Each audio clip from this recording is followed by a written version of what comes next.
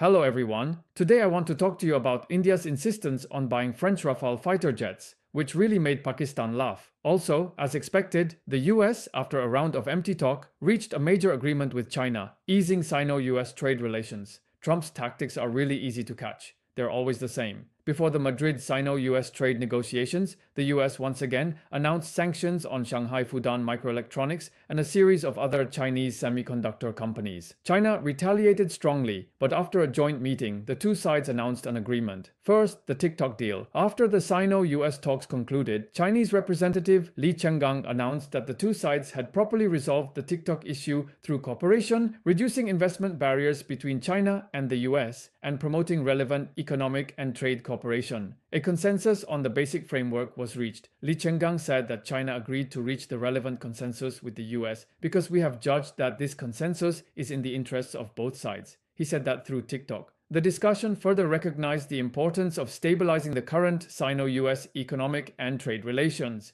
US Treasury Secretary Benson revealed in the middle of the negotiations that China had put forward very tight conditions on TikTok, but in the end, both sides reached an agreement. The Chinese negotiating representative, Vice Premier He Lifeng, expressed the hope that the United States and China would work together to quickly lift the relevant restrictive measures against China and jointly safeguard the results of the talks through concrete actions. It can be seen that the most important thing about this meeting was the agreement on the transfer of TikTok shares to the US control. At the same time, a consensus framework was reached on reducing investment barriers and promoting economic and trade cooperation.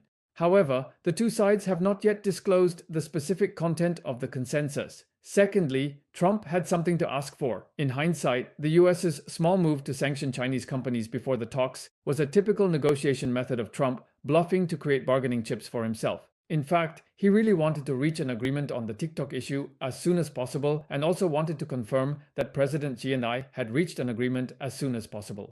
After receiving the framework message from Trump when Trump was interviewed by reporters, he talked about how he fulfilled his campaign promise and kept TikTok from being shut down.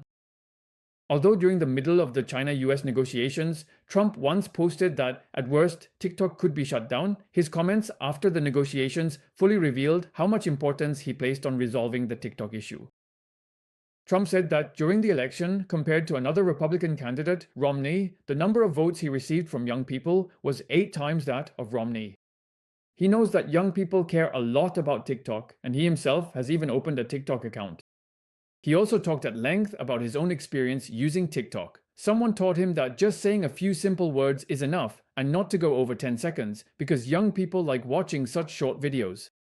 He also mentioned that the assassinated young Republican internet celebrity Charlie Kirk and his son Donald Trump Jr. are both very good at using TikTok. He said happily, China and the US have reached a major agreement. From Trump's lengthy and chaotic speech about TikTok, it is clear that he very much hopes that an agreement can be reached between China and the US before the deadline he set for shutting down TikTok on September 17th, so that there will be no need to extend the deadline. He also told reporters that both sides have agreed that today, Friday, he will have another phone call with President Xi Jinping. This shows that Trump is eager to reach a certain level of agreement to demonstrate progress in the negotiations between China and the US, and at the same time, to resolve the TikTok issue. To sum up, first, the overall direction of China-US economic and trade negotiations is positive, and both sides are willing to cooperate, which is why they are able to agree to resolve the TikTok issue and reach a framework consensus on economic and trade cooperation. In the eyes of the Chinese side, control over TikTok's US operations has never been a core issue for China, so there is no need to insist on it. Second, Trump likes to stir things up and often plays little tricks, but the Chinese side has also seen through his cards and chooses to respond firmly. Both sides exchange blows, but this does not change the basic attitude that both China and the US want to reach an agreement. Third, China is the only exception in the world. It doesn't need to sign a unilateral power-hungry agreement with the United States like the EU, Japan, and South Korea, requiring significant concessions. It can also retaliate strongly when the United States makes an investment. This demonstrates both China's negotiation skills and resolve, as well as its ability to say no to the United States. The future will continue to be a one-sided situation. The United States wants to quickly resolve the issue of soybean sales to China, while China is not in a rush to resolve its economic and trade issues with the United States. If the United States wants to lower tariffs on large US imports into China, it must reduce the 20% so-called fentanyl tariff. China appears to have the upper hand in the Sino-U.S. trade negotiations. Whether in diplomacy or military affairs, strength is paramount. Without military support, diplomacy has no teeth. India has fallen into this dilemma. The problem is that it refuses to accept reality. The India-Pakistan conflict has become a touchstone for Chinese weapons. In the early India-Pakistan air battle, China's 10th Division fighter jets shot down 3 French Rafale fighter jets in a single battle, which made many buyers of Chinese fighter jets suspicious. However, in order to avoid failure, the Indian Air Force actually plans to significantly increase its purchase of French Rafale fighter jets. According to India Today and other media reports, on September 13th, the Indian Ministry of Defense has received a proposal from the Air Force to purchase an additional 114 Indian-made French Rafale fighter jets, involving Indian rupees $22.6 billion. If this plan is ultimately implemented, it will become the largest defense procurement order in the history of China, the United States, and India. These fighter jets will be jointly manufactured in India by France's Dassault Aviation and Indian aerospace companies, with more than 60% of the components being locally produced. Dassault Aviation of France has already established a company in India responsible for the maintenance of France's new fighter jets, and Indian aerospace companies such as TapTap are expected to participate in the manufacturing of these jets this time. It was also mentioned that a maintenance, repair, and overhaul facility for the Rafale's M88 engines will be established in Hyderabad, India. Once completed, this project will become the largest defense deal ever signed by a private entity in India. At that time, the total number of Rafale fighter jets in the Indian military will increase to 176. Currently, the Indian Air Force has already inducted 36 Rafale jets, and the Indian Navy has also ordered an additional 26 Rafale M carrier-based fighters through an intergovernmental agreement. Indian military personnel stated that one of the reasons for this procurement is the outstanding performance of the Rafale jets during the so-called Operation Swift Retort in the earlier India-Pakistan air battle.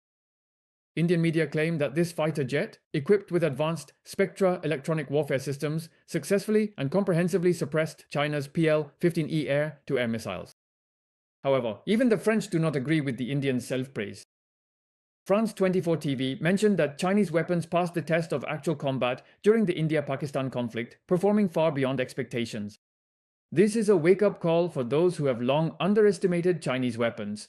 Just as the Central News Agency reported, Pakistan is also taking action as it increases the number of Rafale fighter jets. Pakistani Prime Minister Asif Ali Zardari recently visited China and toured the Chengfei manufacturing base in Chengdu, part of the Aviation Industry Corporation of China, AVIC. He became the first foreign head of state to do so.